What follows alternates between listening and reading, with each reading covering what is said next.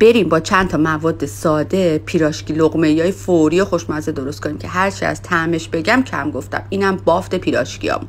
برای درست کردنش 2 تا تخم مرغ، وانیل، شکر، ماست رو با همزن انقدی بزنید تا یه دست بشه. 2 لیوان آرد، بیکینگ پودر بهش اضافه کنید، مجدد مخلوط کنید تا مواد چسبنده‌ای بهتون بده. حالا مواد رو داخل قیف یا کیسه فریزر پرش کنید، روغن رو بذارید داغ بشه. از این مواد کوچولو کوچولو به اندازه گلوله با قیچی برش بزنید و داخل روغن داغتون بریزید. 1-2 دقیقه اجازه بدید، بعد شروع کنید اینجوری هم بزنید که گلوله رو قشنگ گرد بشه و 2 طرفش هم خوب سرخ بشه.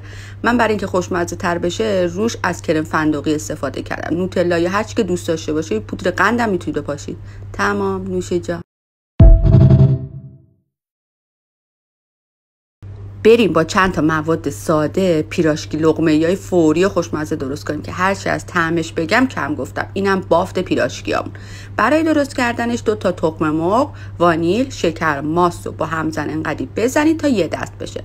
2 لیوان آرد، بیکینگ پودر بهش اضافه کنید، مجدد مخلوط کنید تا مواد چسبنده‌ای بهتون بده. حالا مواد رو داخل قیف یا کیسه فریزر پرش کنید، روغن رو بذارید داغ بشه. از این مواد کوچولو کوچولو به اندازه گلوله با قیچی برش بزنید و داخل روغن داغتون بریزید. 1-2 دقیقه اجازه بدید، بعد شروع کنید اینجوری هم بزنید که گلوله رو قشنگ گرد بشه و 2 طرفش هم خوب سرخ بشه. من برای اینکه خوشمزه تر بشه روش از کرم فندقی استفاده کردم. نوتلا یا هر چی که دوست داشته باشید، پودر قندم میتونید بپاشید. تمام، نوش جان.